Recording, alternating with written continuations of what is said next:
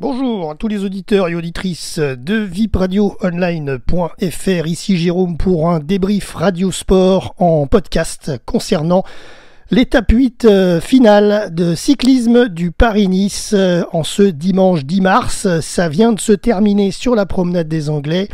Cette étape 8 était une étape de montagne dans l'arrière-pays niçois, depuis Nice jusqu'à Nice pour 109,5 km avec un départ depuis la promenade des Anglais en départ fictif ce matin et ensuite le départ réel sur la 202. Direction donc l'Amanda, Saint-Martin-du-Var, la Roquette-sur-Var, la côte de Levens, la côte de Châteauneuf, la côte de Père-les-Alpes, le passage à l'Escarène, à Peille, la Turbie, le col d'Èze et ensuite une entrée dans la boucle finale Villefranche-sur-Mer-Nice plus le col des Quatre Chemins puis Villefranche-sur-Mer deuxième passage et l'arrivée finale à Nice sur la promenade des Anglais. Et cette étape 8 a été, comme régulièrement dans le Paris-Nice, une étape de dénouement avec des changements et des imprévus. Ça n'a pas loupé. Classement de l'étape, donc coup de théâtre, comme le disait un certain Girard-Rolls, que nous avons d'ailleurs croisé vendredi à la Colle-sur-Loup, j'avais omis de le dire dans mon dernier podcast. Coup de théâtre donc dans cette étape 8 finale avec deux échappés à quelques dizaines en gros kilomètres de l'arrivée, je me souviens plus exactement, le Belge Remco Evenepoel et l'Américain Matteo Jorgensen ont fait la route ensemble sur donc ces derniers kilomètres. Et là, eh bien, c'était le coup de chapeau puisque l'Américain a réussi à récupérer le maillot jaune du Paris-Nice à McNulty qui le portait encore hier jusqu'à Utel, à la Madone. Et donc, l'Américain a laissé le Belge Evenepoel remporter cette étape 8 finale, d'ailleurs qui a fait la route avec lui jusqu'au bout. Et donc, eh bien, on a comme position de l'étape, premier le Belge Evenepoel, suivi deuxième de l'Américain Jorgensen qui remporte donc cette 82e édition du Paris-Nice. Troisième, un certain Vlasov, Alexandre de son prénom, qui a remporté d'ailleurs l'étape d'hier à Utel à 50 secondes. Aujourd'hui, il termine à Nice.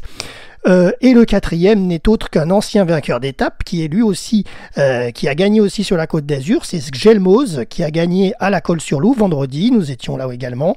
Voilà, donc les journées se suivent mais ne se ressemblent pas, mais en tout cas les gagnants sont là et on les reconnaît. Et le cinquième du jour, c'est quand même l'ancien maillot jaune, donc McNulty, américain aussi, qui perd son maillot, du coup relégué aujourd'hui à 1 minute 39 du leader Evenepoel. Voilà, et le premier français a pointé à la 20e place aujourd'hui, il s'agit de Bruno Armirail. Voilà. Concernant le classement général, il y a eu du changement.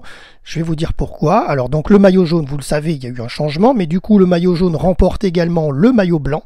C'est donc l'Américain Matteo Jorgensen qui fait coup double. En plus, pour la petite anecdote, c'est un Niçois d'adoption. Voilà.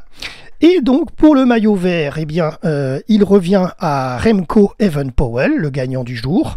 Il récupère également, c'est le deuxième coup de chapeau, il récupère le maillot à poids au détriment de notre Français Mathieu Burgodeau, que nous avions suivi depuis vendredi à la Colle-sur-Loup, et puis même avant, puisqu'il avait le maillot à poids depuis plusieurs jours avant, mais manque de bol, là donc il termine en deuxième position pour le maillot à poids, il est second.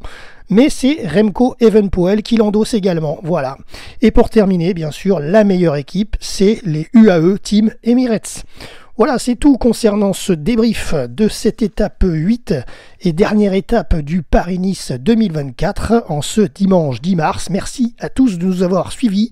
C'était Jérôme pour vipradioonline.fr RVPB et je passe une dédicace à notre rédacteur en chef et président de l'association, Jean-Louis, qui lui avait suivi le Paris-Nice de Les Mureaux, à la boucle des Mureaux au premier jour et sur l'étape de Thoiry-Montargis.